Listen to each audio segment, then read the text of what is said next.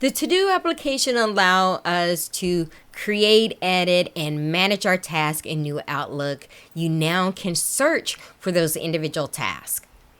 In the left navigation, if I open up the to-do application, and in the search app, let's enter in our keyword. Here it will show me the actual task group list that it is saved in, and so I can begin making changes and modifying and doing whatever I would like to do for these tasks. I like to point out that if I click on the drop down, right now it only says app. My thoughts are there would be more search functionality coming. They haven't said what or when. Let's go back to New Outlook. Couple of things. If you click on the My Day, would also open up the snapshot of your to-do task items that you do not have any search capabilities here. If you click on Manage All Tasks, it's going to just take you to the screen that I just left. And I want to give you a heads up that should you switch accounts, again, you cannot search on those items as well. The junk folder has received more security functionality to help you identify those annoying emails from spammers.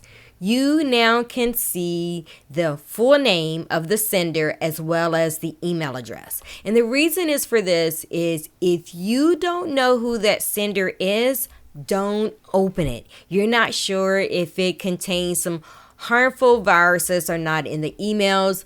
I recommend that if you don't know who it is, go ahead and check it and select block them. Go ahead and block that email so you won't see it anymore. I am aware of who this vendor is. I'm going to open this just to show you and remind you that these emails will remain in your junk folder for 30 days. It also let you know that when it's going to be deleted, if it is not junk, you can mark it as such, show blocked content, enable links. I know who this person is that I can actually click on this to show the images and the links. For the most part, if you don't know who that sender is, block them or delete it.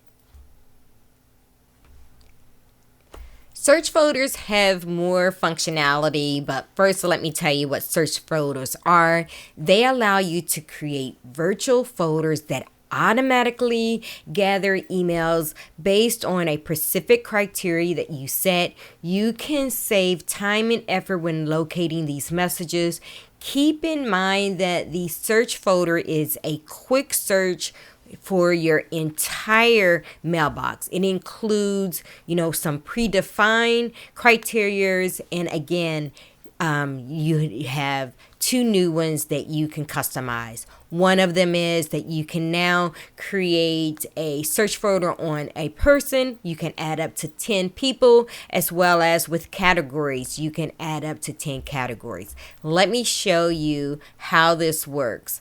I'm actually in a Dell account, and here are the search folders in the left navigation.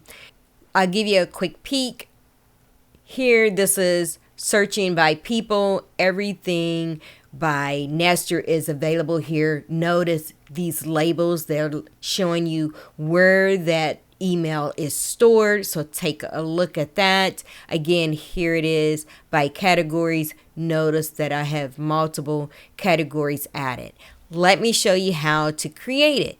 So from the search folders, if I click on the more options and say create search folder, and you get to choose.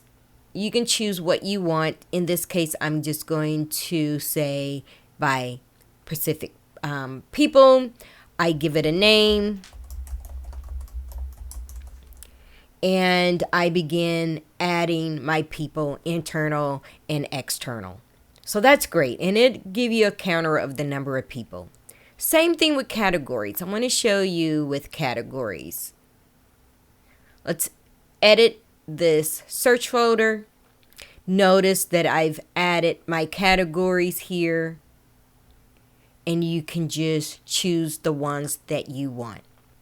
If you look at my list, notice that I have individual categories listed here, and these are relating to my training. I have demo, training, and reply, delete that I also use for my training purposes. Instead of cluttering up my favorites and using up real estate in my life navigation, I now can go to the search folder and add this to my favorites. There it is. Now I can go and remove these. Hope this helps. I've only noticed one change in the View tab in New Outlook.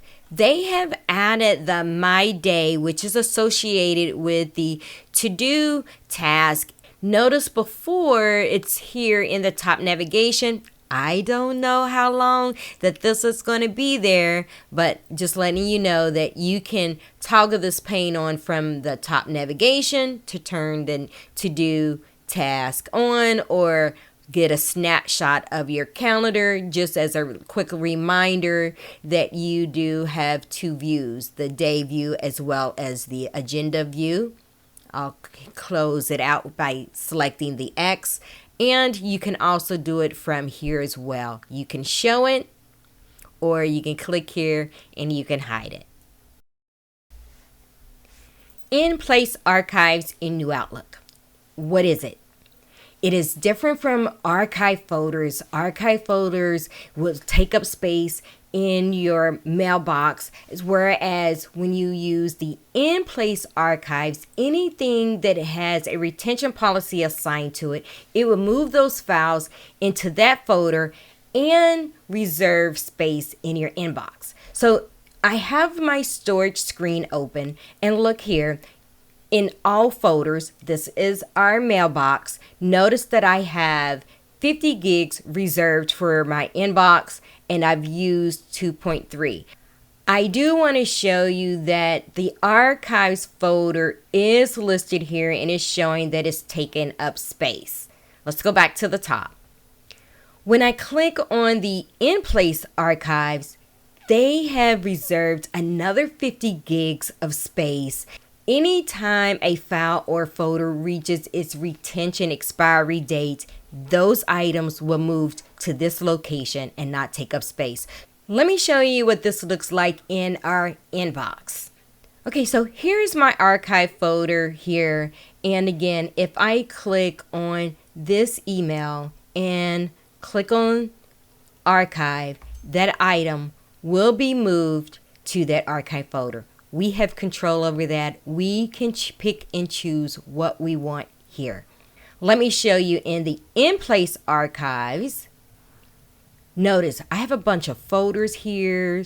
Within those, I have subfolders because it knows that hierarchy that you have in your actual mailbox. And if I right-click on these, the policy has been selected, and these items will automatically get moved here. So let me show for people who has a business standard account how to enable these settings. You have to go to the admin center. Okay, so I have logged in as Adele because she doesn't have hers enabled, and I'm on my Microsoft 365 homepage. If you don't see admin in the left navigation, click on apps and go to your all apps and select admin. Once you click on that, it's going to bring you to this screen. And what you want to do is look for Exchange. If it's not listed in your left navigation, go ahead and show all and then select it.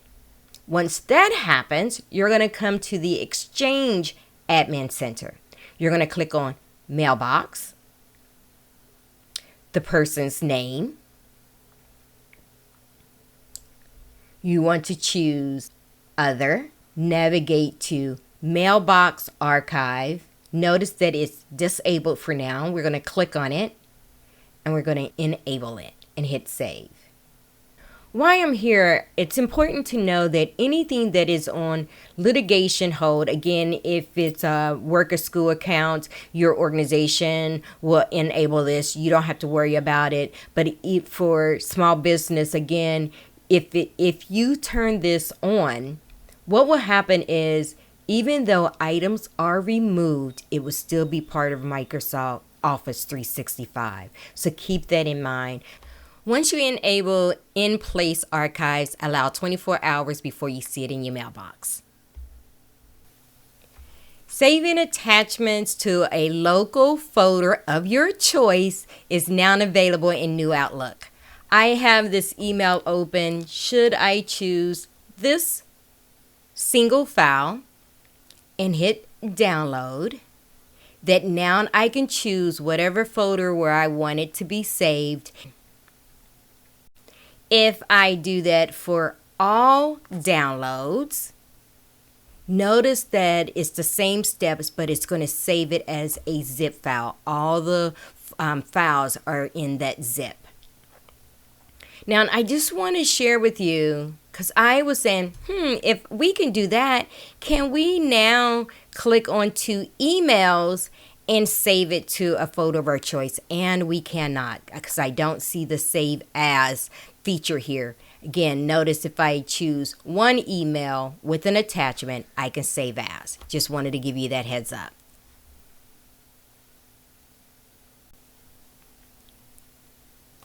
The calendar in New Outlook has received a new feature designed for hybrid meetings, in-person requests. The organizer no longer have to craft a separate email informing team members about the mandatory meeting that has to happen in-house. You can make this indication directly in your calendar invite and track the responses, which is going to be a big time saver. I have this event already started from Adele. Let's go ahead and invite Nestor and Alex, who are internal, and Teresa is external. Notice that it's looking at some times. Once I click on in-person event, it's going to do that search again. This is when everybody is available. Notice that I still have the option for Teams meeting. Let's say that we want to invite someone who's out of the country that cannot be in the office. So you still have that option.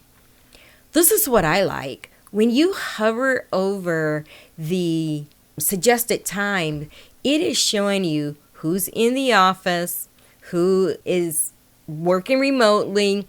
Notice that Alex has not set his location yet. Here's our opportunity to show him how to turn on the work hours and locations. And Teresa is shown as outside of work hours.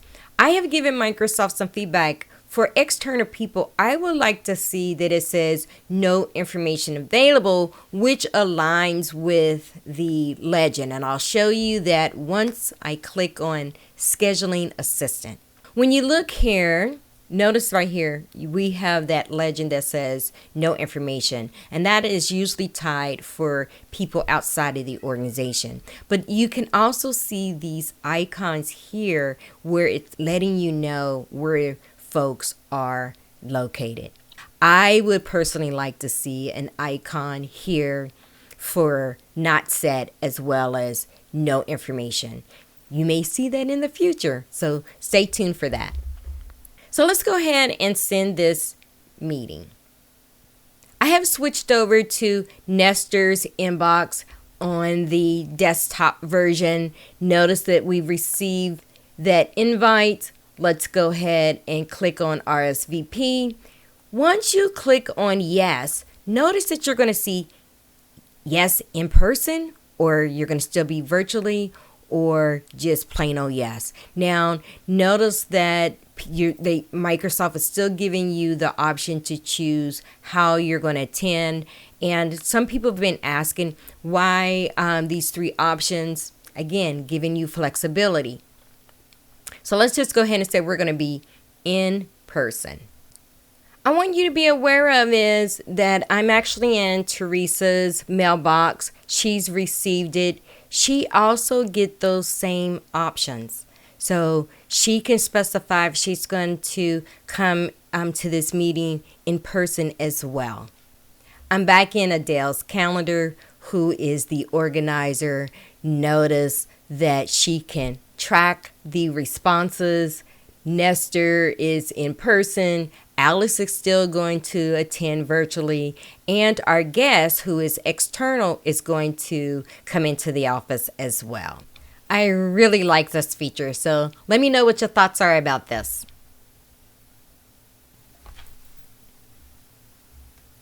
Several users have reported a bug with switching calendar accounts. If you switch a calendar account after you have entered in your information, the email will be sent by the incorrect person. Let me show you what I mean here. Here I have this calendar started from Adele, and I'm going to send this to Nestor and Alex. Oops, I entered the wrong person. Let's switch this to Teresa's calendar. Here's where the confusion is. If you hit cancel, although Teresa's name is still there, when you hit send, it's going from the wrong person. It's still going to be sent from Adele.